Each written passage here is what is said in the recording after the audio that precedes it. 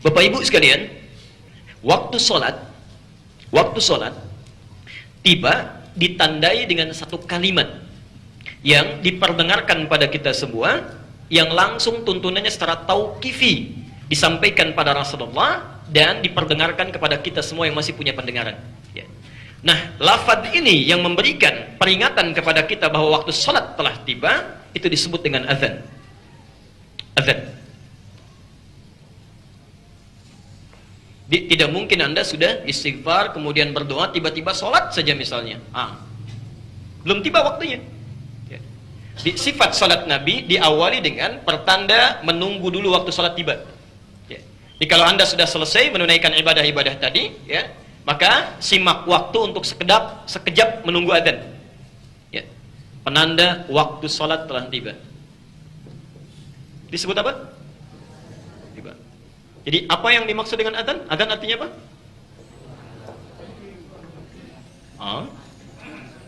Adzan artinya apa?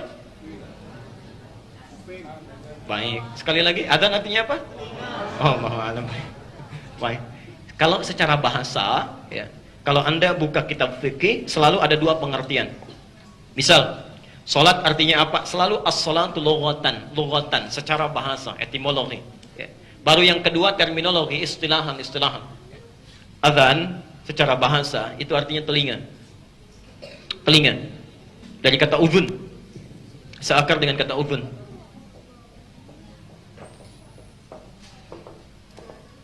Kenapa lafaz ini disebut dengan adzan? Ya, Allahu Akbar dan seterusnya. Kenapa dinamakan dengan adzan?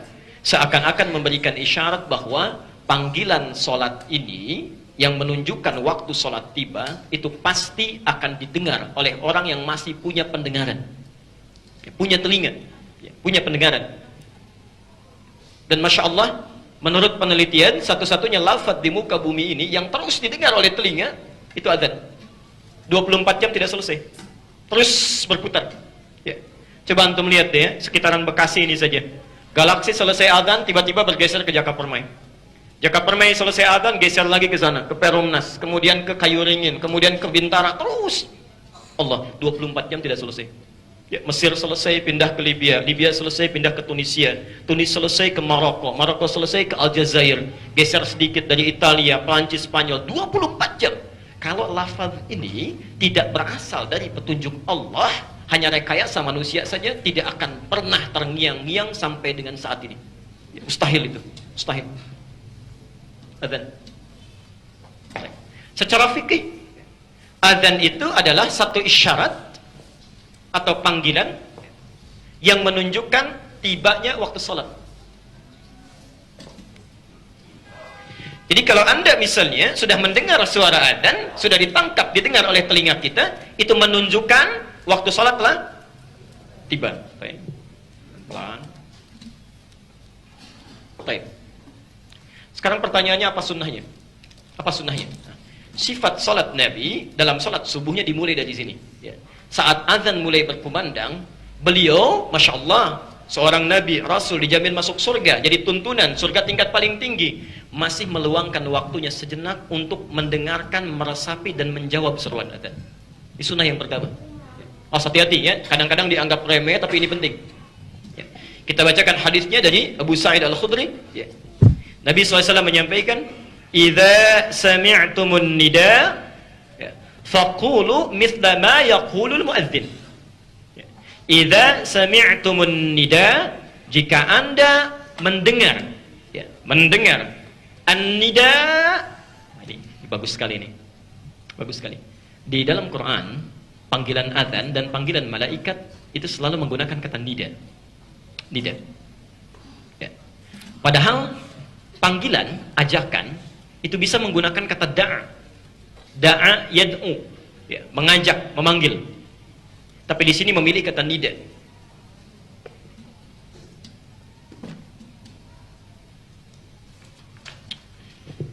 Pertama da'a.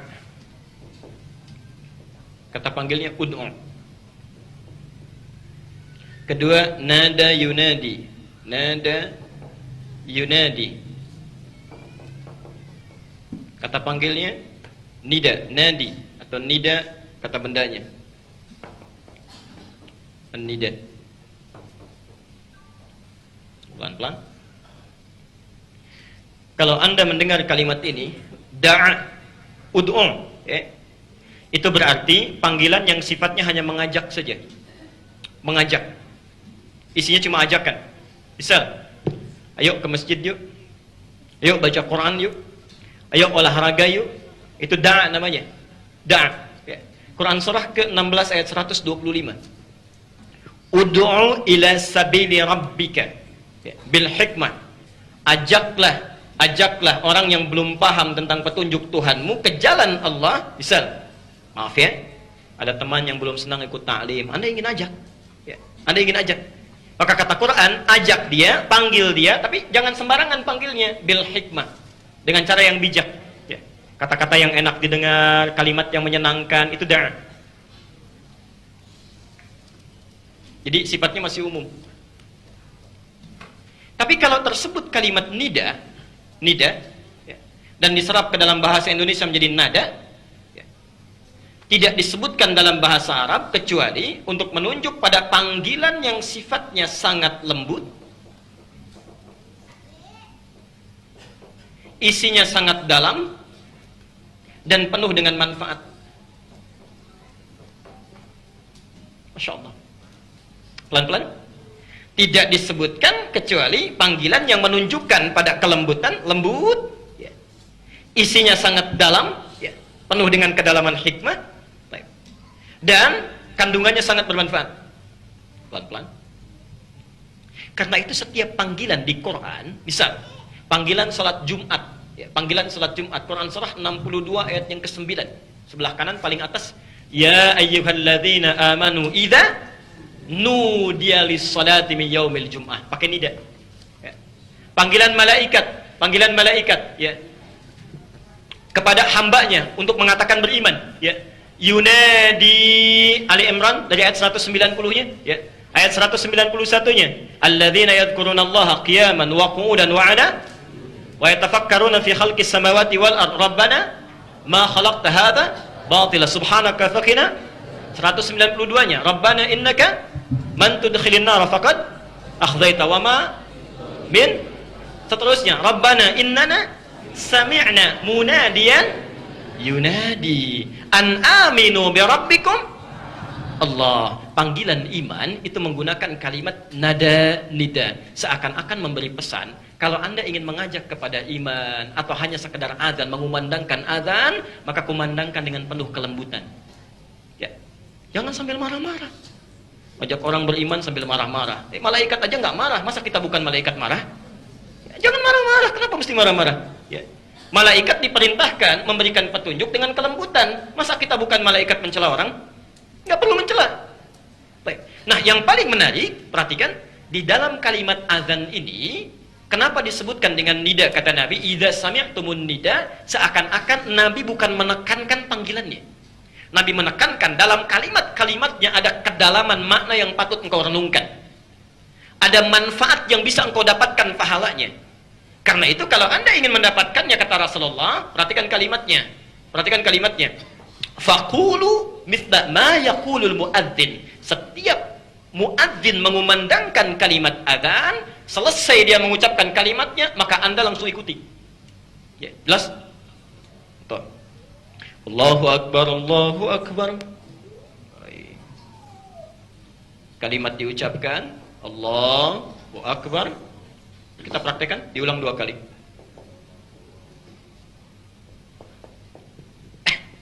Saya akan agak pelan.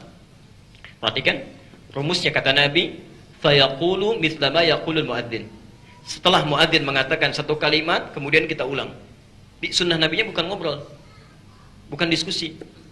Ini maaf, Anda yang sudah belajar, ketika nanti adzan dikumandangkan, mau zuhur, mau asar, saat dikumandangkan, kalau ingin dapat manfaat dari adzan, dapat pahalanya, ingin meningkatkan imannya, ayo respon, jangan ngobrol. Ini muadzin sedang sibuk memberikan petunjuk kepada kita dengan izin Allah, Anda malah bicara, nggak akan dapat. Jelas di sini? Baik. Satu, kata Nabi, begitu diucapkan, kita ulang. Allahu Akbar, Allahu Akbar. Apa yang kita ucapkan? Ulang. Karena kalimat hadisnya misla ma yaqulul muadzin, seperti yang diucapkan oleh muadzin. Satu. Begitu Anda mengucapkan kalimat ini, itu kebaikan bukan? Amal soleh bukan? Berpahala tidak? Berapa pahalanya? Quran surah 6 ayat 160. Sekarang udah pada pinter ya. Cepat jawabnya itu. Kita selalu bersama Al-Quran dan Sunnah insyaAllah.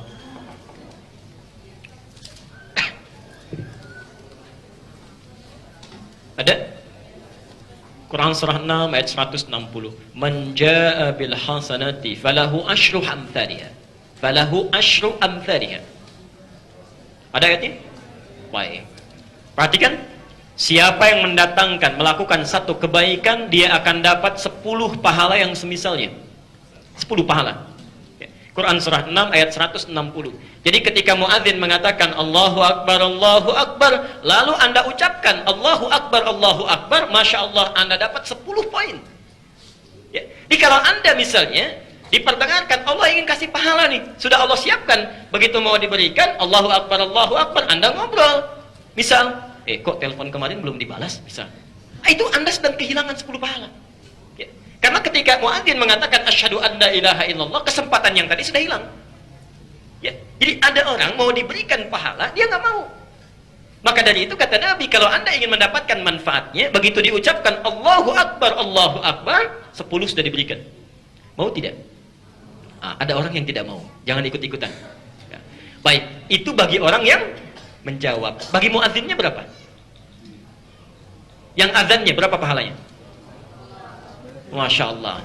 Bagi yang azannya 1, dia mendapatkan 10 kebaikan untuk dirinya, dan mendapatkan 10 kebaikan lagi dari setiap orang yang menjawabnya. Jadi kalau ada di masjid 500 orang, maka muadzin ketika mengucapkan kalimat itu dijawab oleh orang 500 itu, maka dia mendapatkan 5.000 pahala kebaikan. Dari yang ada di masjid saja, belum yang ada di tempat rumah lain, belum ada pedagang yang di pasar mendengar itu langsung tergerak untuk datang. Itu baru manusia, belum jin yang mungkin dengar, belum malaikat yang menyaksikan. Allah, berapa pahala yang sudah disiapkan. Ya. Karena itu nanti dalam hadis Hasan Sahih riwayat At-Tirmidzi, ada satu bukit yang sudah dipersiapkan khusus untuk para muadzin ketika hari hisab tiba. Bukit itu lebih wangi dibandingkan dengan minyak miski za'faran. Ya, minyak wangi yang paling harum yang berada di muka bumi. Itu khusus untuk para muadzin. Ya, Masya Allah. Apa dalilnya? Hadis Muslim nomor hadis 1893.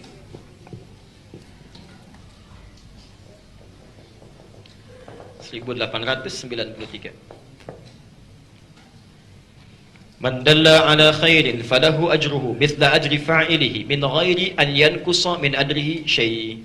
Siapa yang menunjukkan pada satu kebaikan, memfasilitasi pada kebaikan, dikerjakan oleh orang lain yang mendengarkannya, mendapatinya, dia dapat pahala yang sama dengan yang mengerjakan tanpa dikurangi sedikit pun. Dia azan Allahu Akbar, ngasih petunjuk, diikuti oleh 500 orang, maka dia dapat pahala dari 500 orang ini tanpa dikurangi sedikit pun. Masya Allah. Tapi informasi saja, di Al-Ihsan sudah ada muadzinnya, ya. Jadi silakan cari di tempat lain. Insya Allah. Baik. Jadi kalau sudah tiba waktu sholat, muadzin tidak ada, jangan saling dorong-dorong. Bapak aja, uswaya saya kebetulan sedang ada masalah. Cari masalah ya. Sudah Anda sholat, tunaikan. Ya, pahala sedang akan dikasih nih. Ya, kamu kurang pahalanya, cepat. Ya, Allah itu alihkan kepada yang lain supaya Anda yang dapat. Ya, jadi jangan, tidak perlu merdu lah. Ya, yang penting ada sedikit kesesuaian lah ya. Baik. Baik. Ya, teruskan. Oh maaf, sebelum kesini kita satu lagi. Tadi untuk mendapatkan manfaat pahalanya itu dijawab. Tapi ada satu hal yang penting untuk kita ketahui yang pernah dilakukan oleh Ali bin Abi Thalib. Ya. Dan ini diresapi oleh Abu Bakar. Masya Allah. Kalau kita ingin mendapatkan kekhusyuan dalam kalimat-kalimat yang dilafadzkan baik di Quran, di hadis ataupun kalimat nida, maka satu yang penting bisa kita lakukan adalah memahami kandungan bacaannya. Memahami kandungan bacaannya itu yang paling penting. Ya. Quran surah ke-9 ayat 122.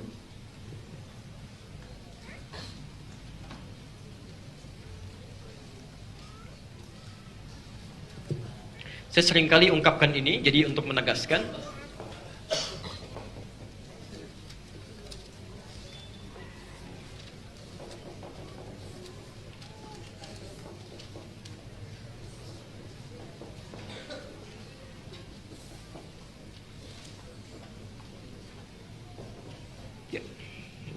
Perhatikan sini.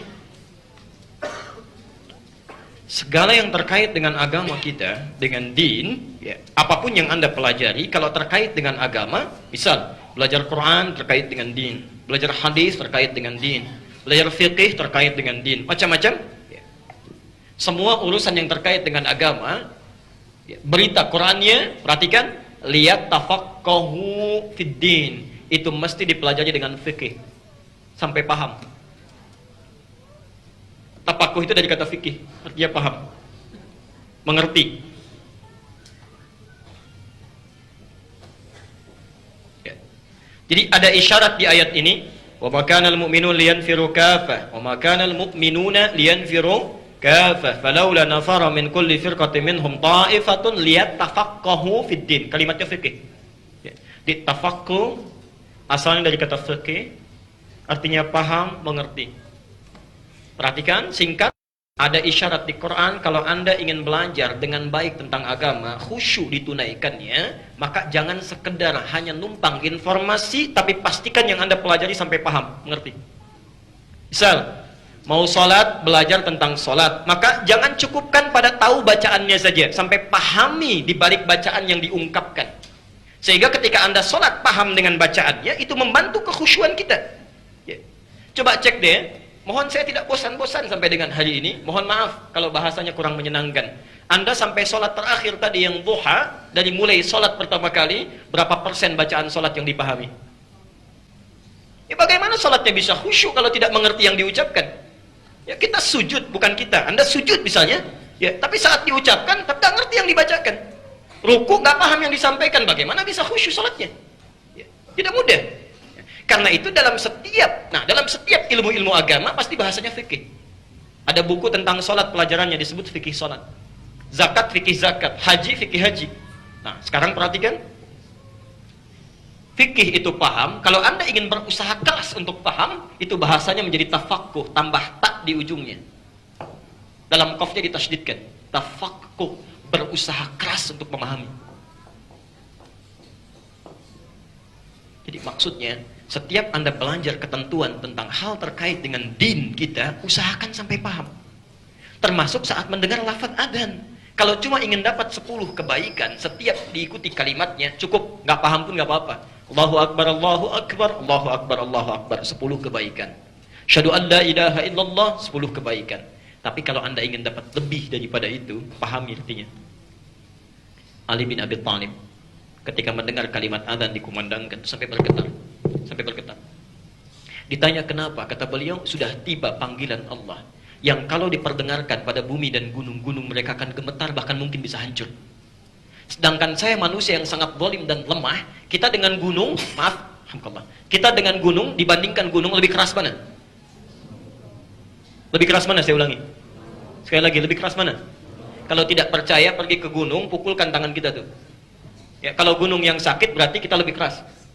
Kalau tangan kita yang sakit berarti kita lebih lemah. Lebih tinggi mana? Gunung. Ya, makanya ada peribahasa dalam bahasa Arab, orang sombong itu orang yang seperti naik ke atas gunung. Ya, melihat di sekitarnya seperti kecil, padahal dia lupa dia pun dilihat dari bawah itu kecil. Ya, orang sombong itu orang yang seperti naik ke atas gunung, lalu melihat ke bawah, semuanya kecil, dia sendiri yang tinggi. Ya, dia lupa bahwa orang yang di bawah melihat dia pun kecil. Ya, itu yang unik tuh. Ya, itu yang unik. Nah, Ali mengatakan, gunung saja yang kuat bisa gemetar, masa saya yang lemah tidak gemetar? Ada apa di balik kalimat itu? Nah, yang paling luar biasa jawabannya ada pada saat Abu Bakar mengucapkan kalimat ini dalam sholat. Saat takbir pertama kali, Allahu Akbar. Kalimat apa yang diucapkan? Takbir pertama kali disebut apa? Apa yang diucapkan? Tahu dari mana? Abu Daud nomor hadis 817. Fayaqulu Allahu Akbar. Maka ucapkanlah Allah. Abu Bakar saat mengucapkan ini bertakbir, mengatakan Allahu Akbar, langsung bergetar. Bergetar. Kata Abu Bakar, perhatikan kalimatnya, sudah tiba panggilan yang saat diperdengarkan, saat dilakukan, harus bisa menjadikan diri kita lebih rendah. Hanya Allah yang paling agung. Saya takut ketika sholat itu mengucapkan Allahu Akbar, saya membawa kebesaran dalam diri saya. Walaupun sekedar orang mengatakan, wah Anda khusyuk ya sholatnya. Nah, itu takut kalau membawa sholat saat takbir, takut membawa perasaan disebut khusyuk itu. Itu Abu Bakar. Pelan-pelan. Saya sempurnakan dulu ya. Ada kabir, ada akbar. Dalam kalimat bahasa Arab, kalau ada seseorang memiliki keistimewaan-keistimewaan tertentu atau benda yang sifatnya istimewa, besar dan diprioritaskan, maka bahasa Arabnya kabir. Contoh, ada masjid besar, agung, hebat, bagus, orang Arab menyebutnya masjid kabir. Ada seorang pejabat, bos besar, dihormati, orang Arab menyebutnya Masya Allah, mudir kabir. Ya, istimewa, yang membawa kebesaran, kebanggaan tertentu. Ya, kebanggaan. Tapi kalau ada yang di atas itu seluruhnya, yang tidak tersaingi lagi, dan tidak ada yang lebih hebat dibandingkan itu, maka diganti kalimatnya dari kabir, yaknya dibuang, ditambah hamzah di depannya. Jadi akbar. Akbar. Nah, saat Anda salat mengucapkan Allahu Akbar, misal, maka kalimat itu seakan-akan menegaskan kepada kita, maaf, sebesar apapun kedudukan dunia Anda, buang seketika itu juga. Karena ada sosok yang lebih dibandingkan Anda saat itu. Rendahkan diri kita, rendahkan. Nah, kalimat azan sebelum sholat itu sudah mengingatkan. Kamu mau sholat, menghadap kepada yang maha hebat, segalanya. Jangan pernah sedikit pun membawa kebesaran dalam diri. Nah, setiap sahabat ketika mendengar kalimat itu sudah menundukkan, malu. Takut saat sholat itu tidak disadari membawa kebesaran dirinya. Ya. Maaf, kedudukannya sebagai khalifah, sebagai sahabat, ya sebagai dianggap paling khusyuk, itu takut. Makanya ketika takbir itu sudah gemetaran. Sudah gemetaran. Ya. Kok bisa ada orang bukan sahabat, belum jelas surganya, hisabnya masih menegangkan, amalannya masih berantakan, dengar adzan biasa saja. Ya. Bahkan yang paling menarik saat adzan kedudukan dunia di bawah.